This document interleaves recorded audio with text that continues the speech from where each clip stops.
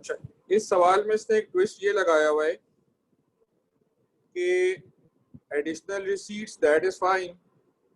Additional cost में कह रहा है see note, these cost include the charges for depreciation and interest on the loan. So depreciation as we know is a non cash expense.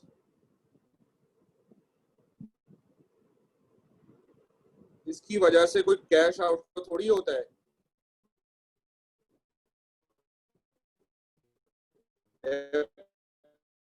Depreciation क्या है बेटा, जो तो डेप्रिसिएशन कॉन्स्टेंट है, इसमें कोई कैश आउटफ्लो नहीं हो रहा होता।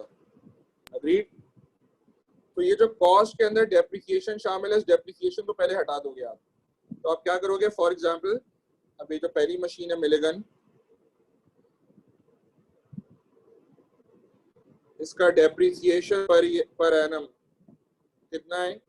Cost is 100,000, scrap value is nil and life is 4 years।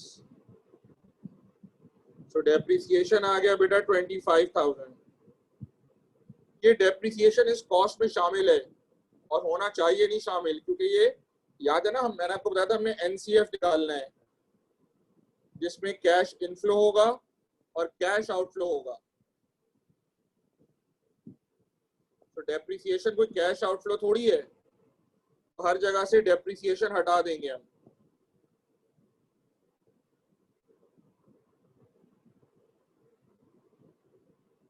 तो ये हो गया 25,000, ये हो गया 35,000, ये हो गया 40,000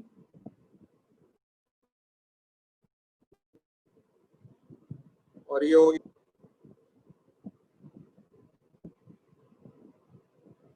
सही है, मैंने ओरल कैलकुलेशन करी है, अगर कोई गलती हो तो बेटा बता दीजिएगा। अब जब हम एनसीएफ निकालेंगे ना,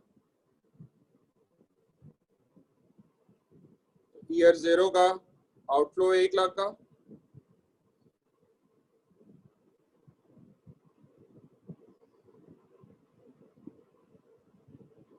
ईयर 1 70 माइनस 25,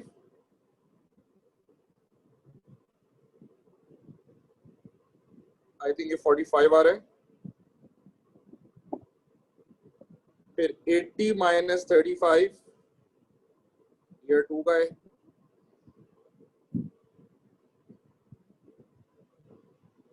ये भी 45 आ रहा है। फिर ईयर 3 का 90 माइनस 40, तो ये 50,000 हो गया। और लास्ट ईयर का 90 माइनस 45, ये हो गया 45,000। तो ये बेटा आपके एनसीएफ निकल आए सारे। ठीक है, इसका स्क्रीनशॉट ले लीजिए और बी का आप खुद करें। और बेटा अगर किसी को समझ में नहीं आया हो तो मुझसे दोबारा पूछ लें, आई विल एक्सप्लेन अगेन।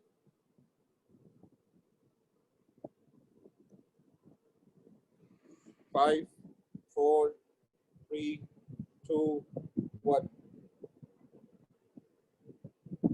जी बेटा, अगर समझ आ गया तो एक ओके का मैसेज लिख दें सब लोग जल्दी से, क्विकली। बेटा समझ आ गया है तो ओके का मैसेज चाहिए, हरी आप क्विकली, एवरीवन एवरीवन।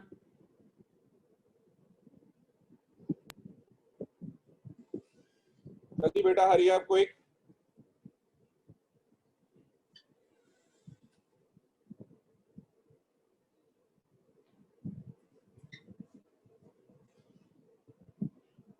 पांच छह बच्चे रह गए बेटा जिन्होंने जवाब नहीं दिया है, हरी आप।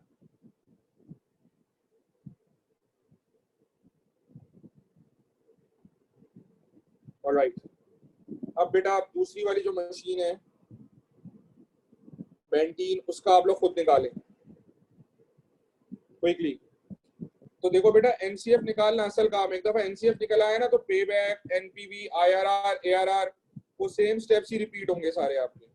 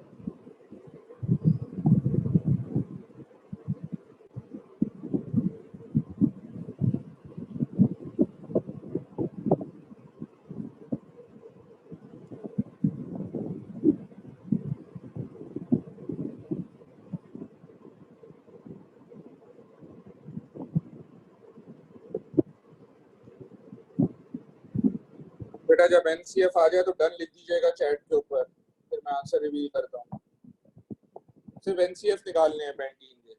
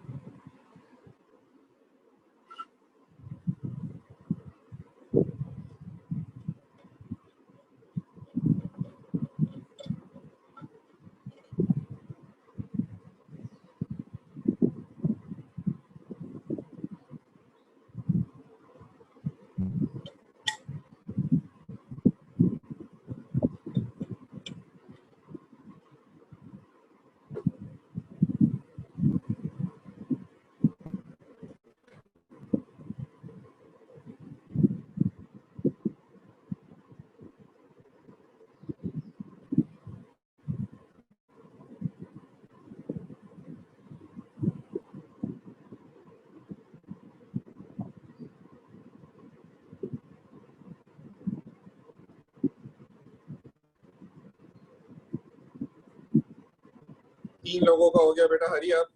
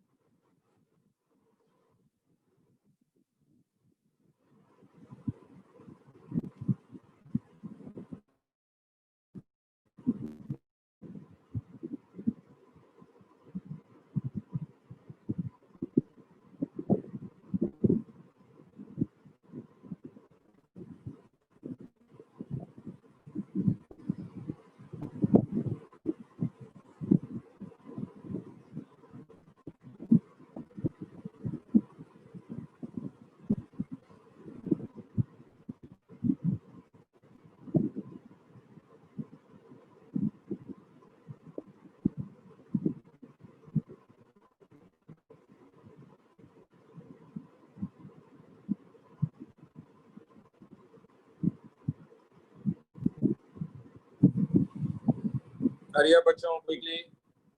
एनसीएफ निकालने में इतनी देर नहीं लगनी चाहिए बेटा, सिर्फ एनसीएफ निकालने हैं, net cash flow, that's it. NPV वगैरह नहीं निकालना।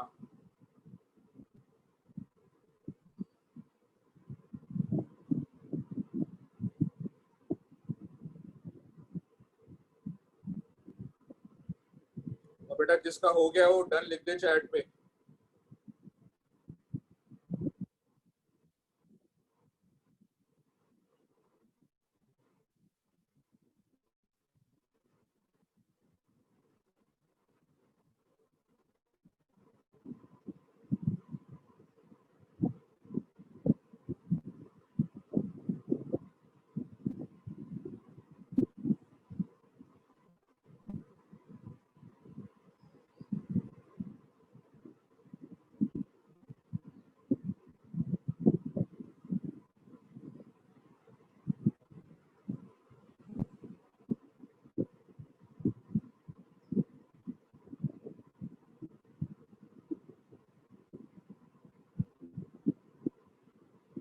हरी आप बच्चों, फिर मैं आंसर रिवील कर रहा हूँ थोड़ी देर में, क्विक।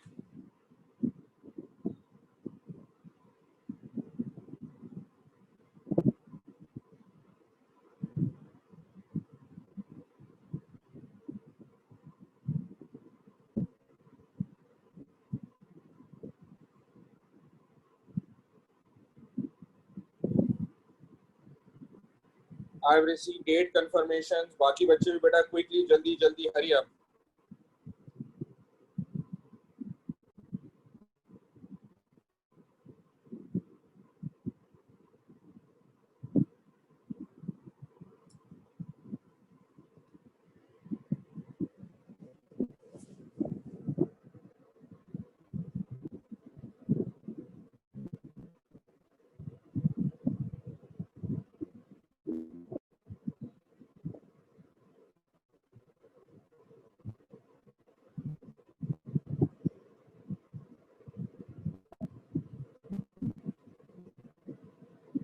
एट आंसर्स आ गए हैं बेटा, हरी अप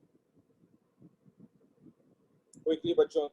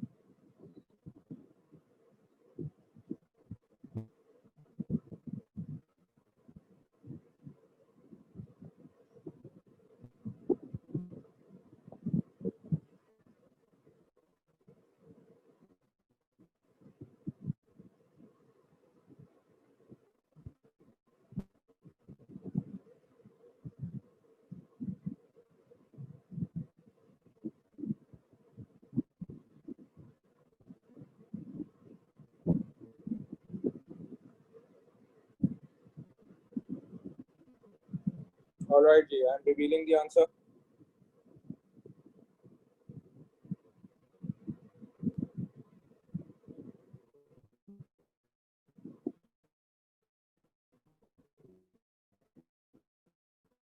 मेरा बेटा आंसर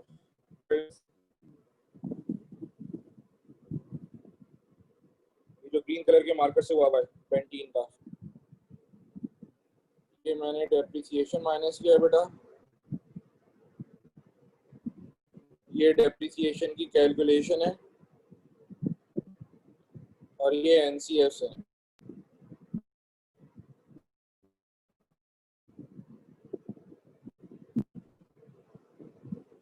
चेक कर ले बेटा, 1 मिनट दे रहा हूँ और स्क्रीनशॉट भी ले लीजिए. और अगर आपको कोई क्वेरी है, कोई चीज समझ में नहीं आई, बिल्कुल एग्जैक्टली वैसे ही जिस तरह मिलेगा ना, सेम.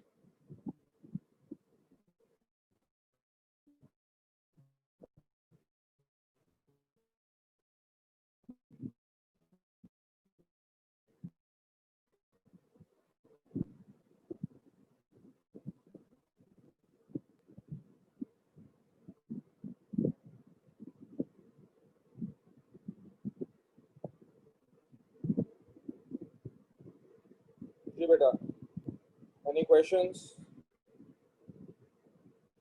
All good. एक और सवाल करते हैं बेटा, उसमें भी इसको आपने कंप्लीट फिर घर पे बैठ के करना है. जी बेटा. जी जी.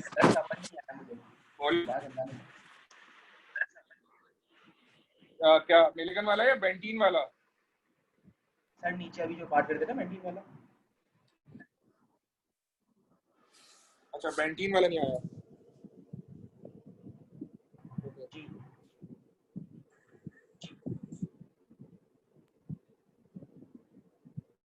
यासिर माइक पे आ जाओ. डेप्रिसिएशन निकाला है ये बेंटीन का? सर निकाल लिया 32,500. ठीक है, ये माइनस कर दिया कॉस्ट में से, जिस तरह मैंने मिलिगन का किया. जी जी जी, वो तो हो गया था. तो बस फिर वो जो उसको रिसीट्स में से फिर वो एडजस्टेड कॉस्ट माइनस कर दो, तो ये वैल्यू आ जाएंगी. अब मुझे बताओ उसमें क्या समझ नहीं आया बेटा. सेम मिलिगन वाला है, मैं फिर वो चीज़ बता दूँ आपको. नहीं सही सर, कैलकुलेशन में थोड़ा मसला है. Thank you sir. कैलकुलेशन में इशू है आपकी? जी थोड़ा सा वो मसला है. समझ आ गई बात? जी देख लिया, थैंक यू. और भी बेटा किसी ने कुछ पूछना है तो बता दें, before we move on to the next question.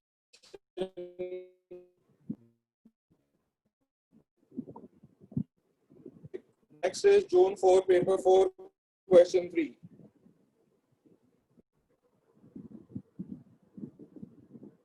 जो लिस्ट मैंने आपको भेजी है ग्रुप पे। आगे पे back NPV IRR ARR same वैसे ही होगा जिस तरह मैं लेक्चर में बता चुका हूँ और इससे पहले पास्ट पेपर में भी करवाया है। असल काम है एनसीएफ निकालना।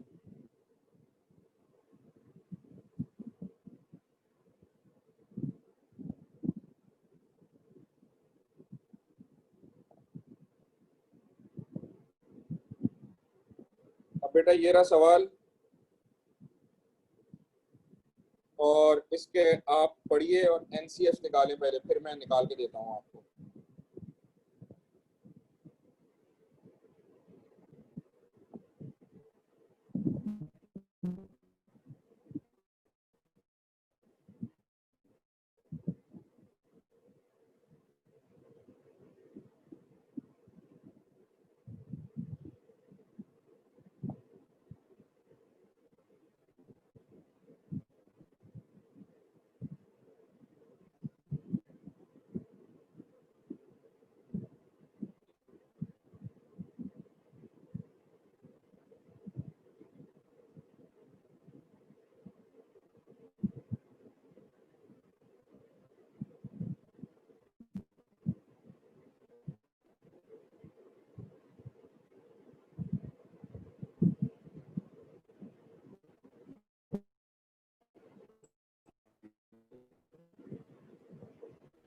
सिर्फ NCF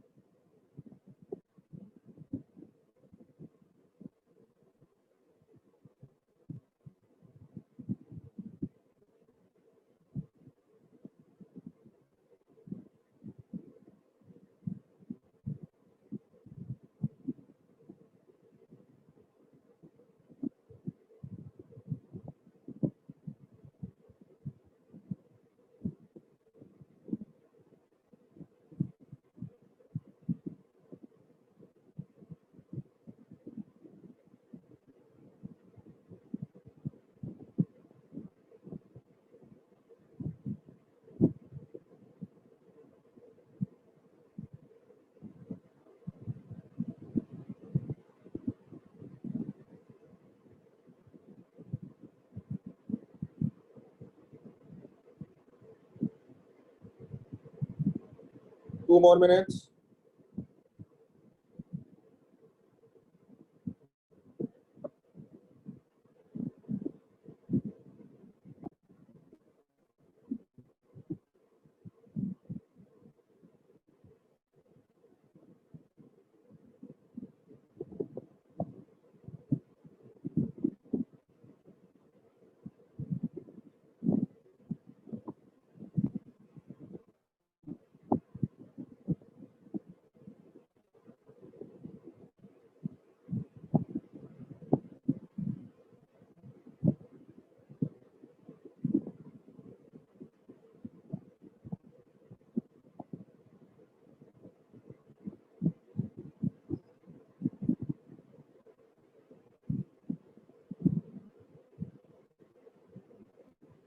One more minute.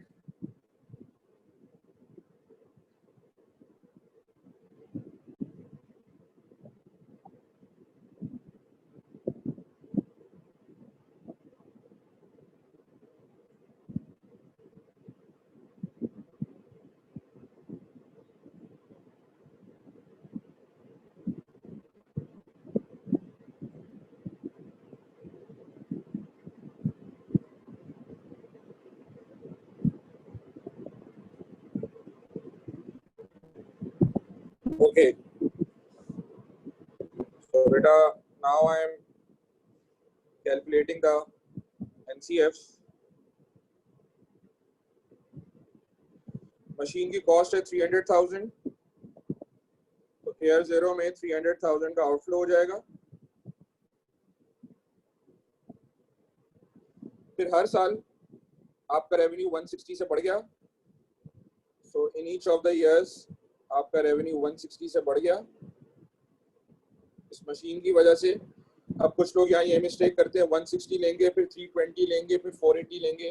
No, overall इस मशीन की वजह से रेवेन्यू बस 160 गया, तो इस मशीन का रेवेन्यू 160 हुआ और कॉस्ट बढ़ गई 80 से।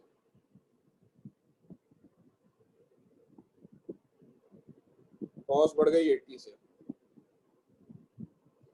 इसके अलावा एक और नई चीज दी हुई यहाँ पे, वर्किंग कैपिटल। याद रखिएगा जब भी वर्किंग कैपिटल सवाल में आएगा तो वर्किंग कैपिटल का ट्रीटमेंट क्या होता है कि ईयर 0 में आउटफ्लो, क्योंकि जब आप मशीन खरीदेंगे तो आपको वर्किंग कैपिटल के भी पैसे इन्वेस्ट करने पड़ेंगे। तो टोटल आउटफ्लो हो गया 3,40,000।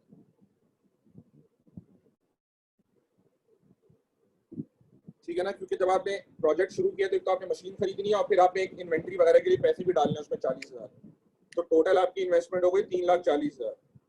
और लास्ट ईयर में ये हमेशा इनफ्लो होता है।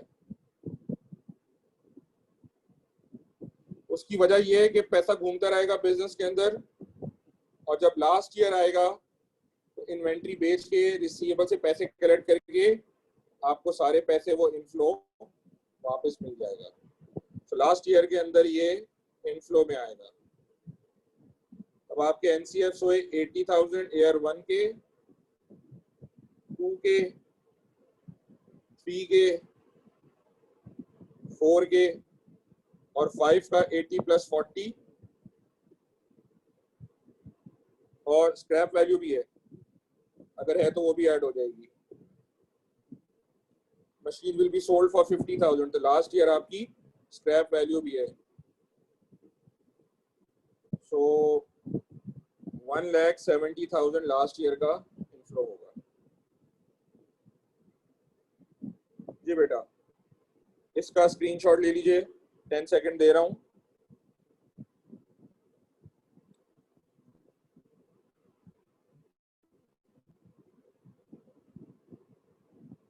और बेटा अगर इसमें कोई पॉइंट क्लियर नहीं हुआ हो ना तो पहले वो पॉइंट पूछ लो मुझसे।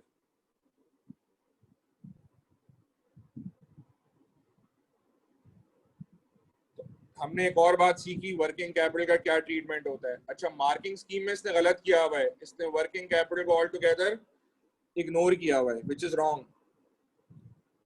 तो मार्किंग स्कीम के अंदर ये गलत है।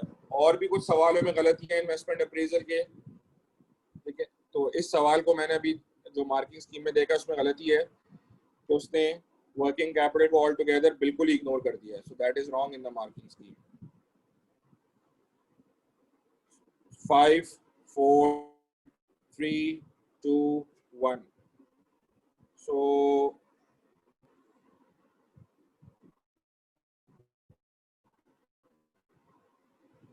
ओके, मार्क 160 जो है ये हो गया आपका रेवेन्यू मशीन का, और 80 हो गई आपकी कॉस्ट। 40 है आपका वर्किंग कैपिटल, जो मैंने बताया ना कि लास्ट ईयर में वर्किंग कैपिटल को इनफ्लो के तौर पे लेना है, क्योंकि जब प्रोजेक्ट एंड हो जाएगा तो आप अपनी सारी इन्वेंट्री बेच दोगे और रिसीवेबल से सारे पैसे कलेक्ट कर लोगे, तो ये इनफ्लो हो जाएगा। So revenue minus cost plus working capital, और 50 है स्क्रैप वैल्यू। ये तो हमने जब सबसे पहला सवाल किया था,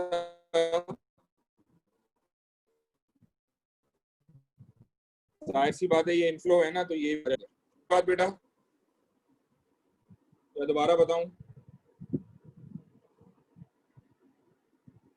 मारो बेटा बात समझ आई, दोबारा बताऊं। जी जी बिल्कुल बिल्कुल बिल्कुल ऐसे ही होगा। ईयर 0 में आउटफ्लो और लास्ट ईयर में इनफ्लो, ये रूल मैंने लिखवा दिया इधर। ठीक है बेटा, ऑलराइट। जी बेटा, और किसी का कोई सवाल before I move on? Okay बेटा, 1 मिनट दे रहा हूँ बेटा, अगर किसी का कोई सवाल हो तो वो भी पूछ लें।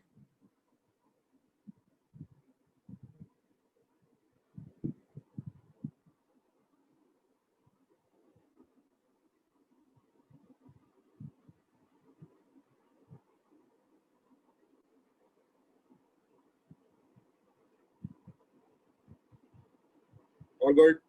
ओके अच्छा, एक और नई बात समझ लो यहाँ पे, इसने आपसे मांगा है डिस्काउंटेड पेबैक पीरियड।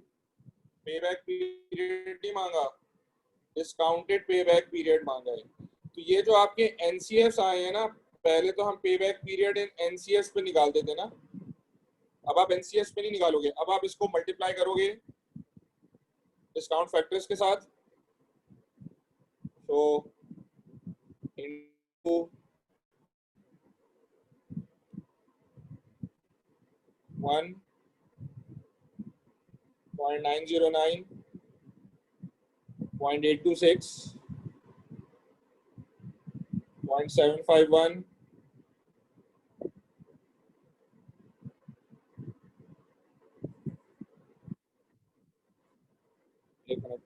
909.826, सॉरी ये गलत हो गया, 0.826 ये रहा,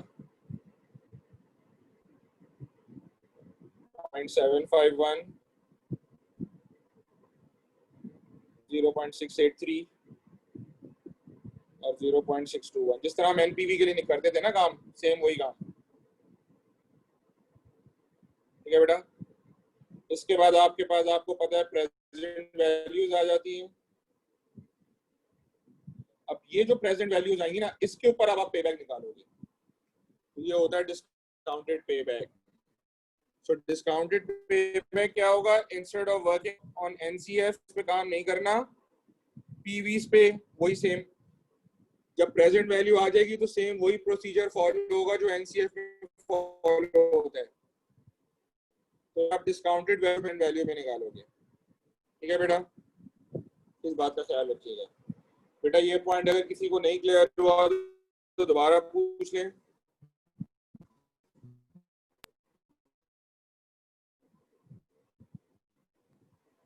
क्वेश्चन हो नहीं समझ में आया तो दोबारा पूछ लें।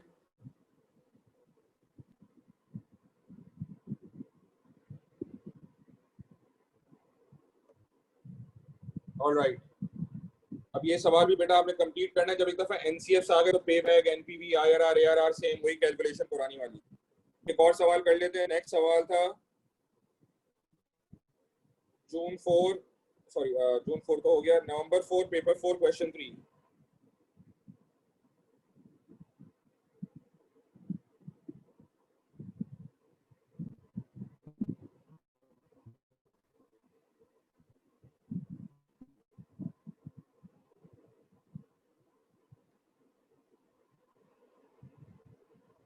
नवंबर 4 paper 4 question number 3।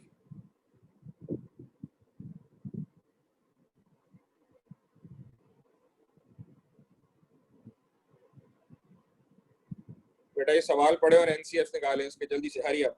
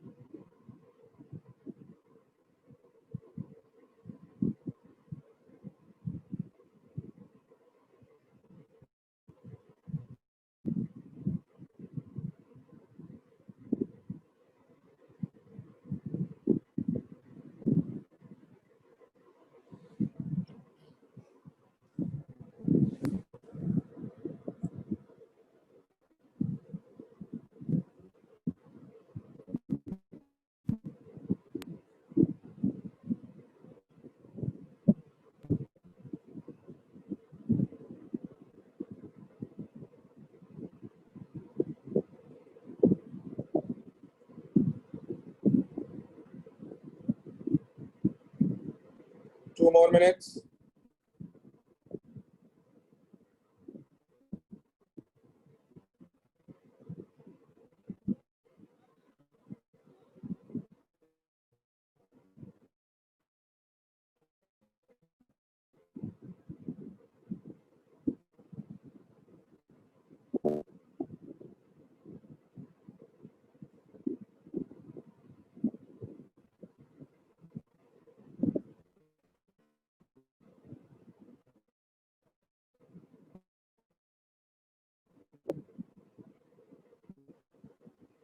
Let's begin.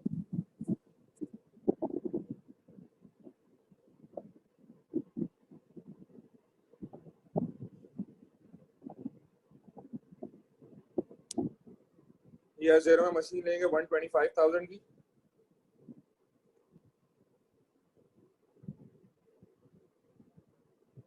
आखिरी साल में 30,000 की बिक जाएगी, तो लास्ट ईयर में आपकी स्क्रैप वैल्यू आ जाएगी 30। The new product will earn 90 का revenue per year.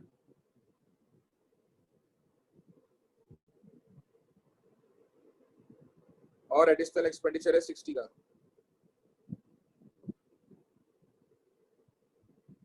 That is it. इतनी सी बात होती है। तो बेटा इसमें टाइम नहीं लगाना, वरना पेपर में फिर सवाल में काफ़ी मसला हो जाएगा टाइमिंग में। इतनी जल्दी फटाफट आंसर आने चाहिए। 30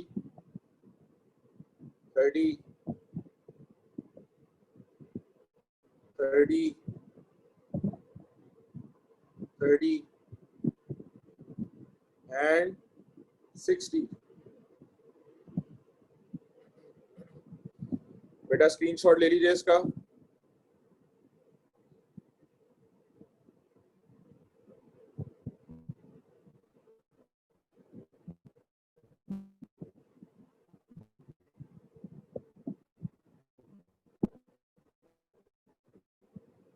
फाइव 3 2 1। कोई क्वेश्चन हो तो पूछ ले मुझसे। सवाल के बारे में अच्छी समझ नहीं आई।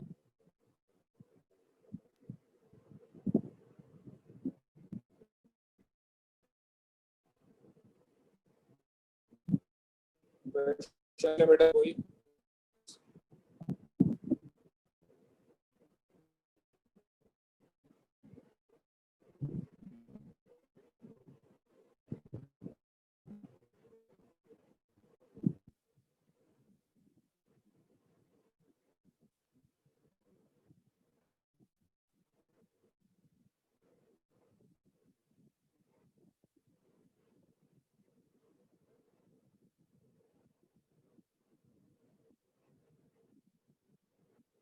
राइट। जून 7 और नवंबर 10 जो है ना, वो आपने नहीं करना इस लिस्ट में से। मैं ग्रुप पे भी सेंड कर रहा हूँ ये मैसेज।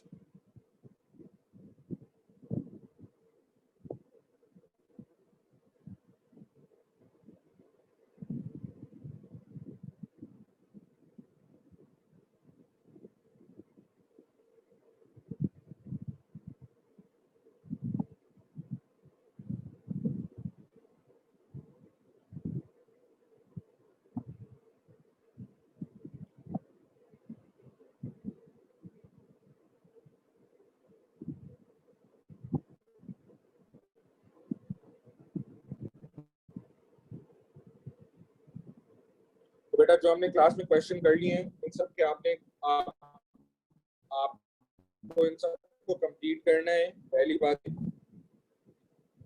और इसके अलावा जो पूरी लिस्ट भेजी है, पूरी लिस्ट नहीं दे रहा मैं आपको, उस लिस्ट को आपने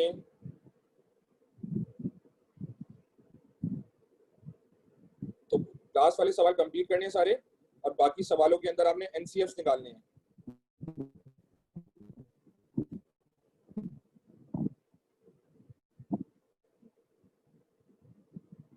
2016 तक के एनसीएफ्स हैं। तो ये बेटा आपका वीकेंड का सारा होमवर्क है। जो हमने क्लास में सवाल डिस्कस कर लिए हैं वो कंप्लीट करने हैं विद थियरी एंड एवरीथिंग। और जो मजीद सवाल हैं उसके अंदर आप सिर्फ जून 2007 छोड़ दें और नवंबर 2010 छोड़ दें, और बाकी सारे 2016 तक के सवालों के सिर्फ एनसीएफ्स निकालने हैं बाकी सवालों के। ठीक है बेटा। बेटा और किसी को कोई सवाल है before we end the class?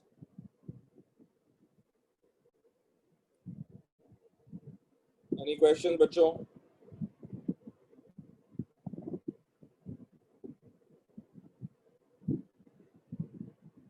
Alright, ठीक है बेटा। अगर कोई सवाल नहीं है तो आप जा सकते हैं।